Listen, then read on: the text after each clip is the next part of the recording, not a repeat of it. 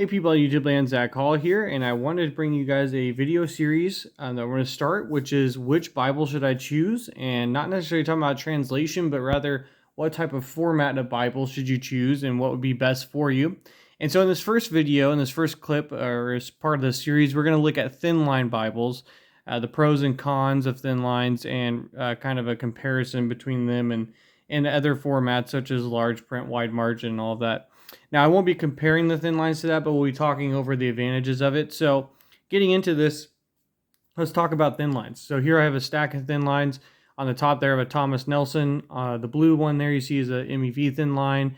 Underneath that is another Thomas Nelson thin line, then a Holman thin line, and then lastly another Thomas Nelson thin line. So what are the advantages of having a thin line Bible? Well, they give the reader or the carrier something that's very small yet portable. Easy to hold in the hand, easy to carry, easy to bring to church or work, and something that's thin. So it's not, you're not feel like you're hauling around like 10 tons of bricks when you're bringing this Bible to church or in your car. It's not cumbersome. So it gives you something that's very easy to hold. It's light, it's flexible. Now with that, you had the pros of, for example, in this Thomas Nelson thin line, something very slim. This is under an inch thick. Probably almost close to a half-inch thick. Something that's not too tall, not too wide, and yet you can carry this with you in, if you're a lady, in your purse, if you're a guy, in your bag, or, even just carry it into work. It's really not big. But what you sacrificed in carryability and the ability to have something that's portable is really the font size, right? So with this old Thomas Nelson thin line, you can see this font is very small. For example, this is probably close to a 7.5 point font, maybe an 8 point font, but give it a look there. So if you're holding that away from you, you can see the print is kind of tiny. Okay. Another thing is with these smaller thin lines is sometimes they were hard to have stay open, right? So point of, if you want to have a good Bible, especially if you're a preacher or, someone that preaches a lot of different places, you want a Bible that stays flat no matter where you're preaching. And some of these older thin lines really could not do that. And so not only did they have small font, but they couldn't stay open everywhere. And thus, it kind of made it a kind of a trade-off, Do I want something I can actually read, but that's bigger? And so, thankfully, now with modern Bibles and modern formatting, really, you get nice Bibles that, like this new Thomas Nelson. Okay, so this is a nice large print thin line from Thomas Nelson. Now, what you do trade off here is some carryability. So you can see this old thin line from Nelson's a lot smaller, right? But at the same time, this Bible's not bigger than a large print.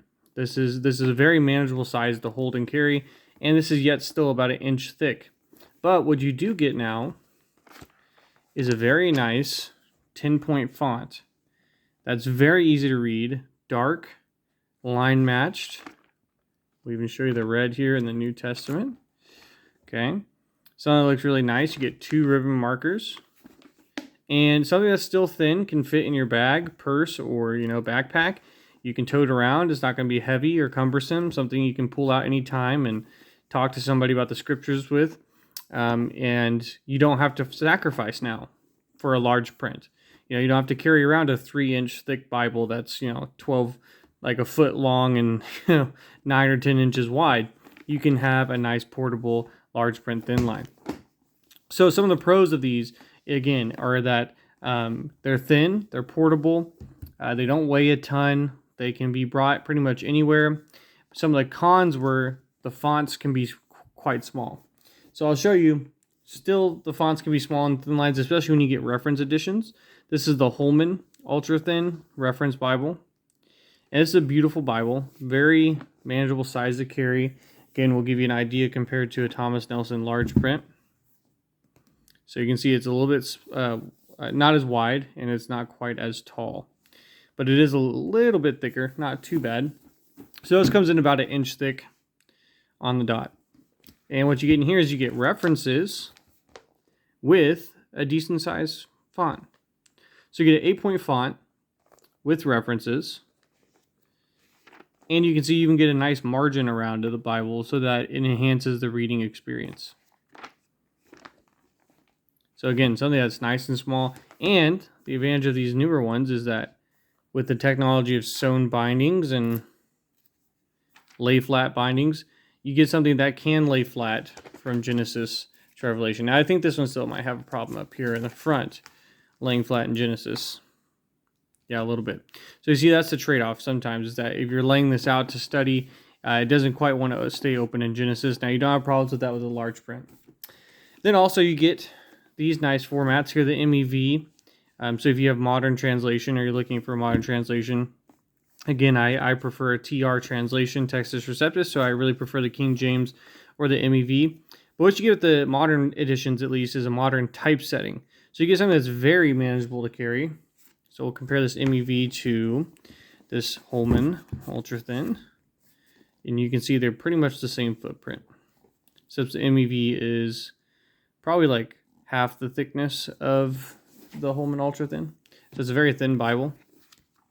And what you get here is you get still a nice 8-point font that's in paragraph format, double column.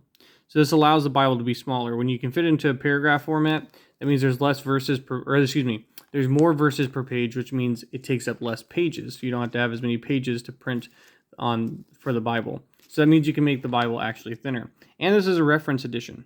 So again, compared to that Holman Ultra Thin, this is a thinner Bible with references, and it has about the same font size. The only difference being is that it is a paragraph font. And so you get a little bit of a digital, more modern font. So it's very easy to read, it's very sharp, very crisp. And so, again, the pros of a Thinline Bible for you, and why you might want to choose one over any other Bible, is that they're going to be easy to carry. The technology in printing and layout and format have improved so much that you can get a large print Thinline that is still very easy to carry with some nice features. Good ribbons, good paper.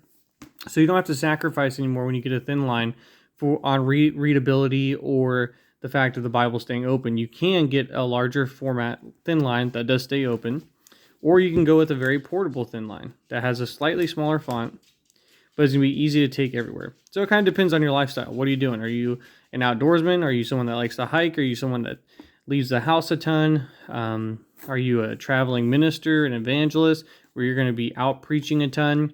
You're going to want to think about getting a Thinline as opposed to maybe a wide margin or a large print.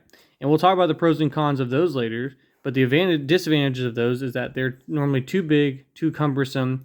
You don't want to carry them everywhere. You don't want to take them out in public because they're a nuisance to hold. If you're trying to witness to somebody, it can feel like holding water in your hands with how big they are. It just is going everywhere. And so it can kind of become a distraction, really, in certain circumstances. So Thinlines give you the advantage of having something nice to carry, to bring to church, to carry long distances, to bring out right on the spot, to share with somebody, or if you're traveling, they can fit conveniently almost anywhere. And again, with modern technologies now, there almost is no cons with Thinlines unless you want to be able to write in your Bibles. Typically, there are not Thinline wide margin Bibles. And so if you like to take notes, maybe the Thinline is something you'd want to stay clear of. But I hope this first part has been helpful to you. Again, these are the pros and cons of the Thinlines on the series of what Bible should I choose. So again, if this intrigues you and you want to check out some Thinlines, these are some good options in the King James Version and the MEV that I've showed you. And I would encourage you to check these out. So again, this one is discontinued on top, but here we have the Thomas Nelson large print Thinline, and then here we have the Holman Ultra Thin Reference Edition, the MEV Thinline, Modern English Version Thinline, and again, this was the Thomas Nelson large print Thinline vintage style, so with the black genuine leather. So again, if you guys are watching and you haven't subscribed yet, please do consider subscribing. And for the subscribers, I pray that you just press the like button. Thank you guys for supporting me. And I look forward to continuing this series with some different style Bibles to see which Bible is right for you. Thank you all. God bless.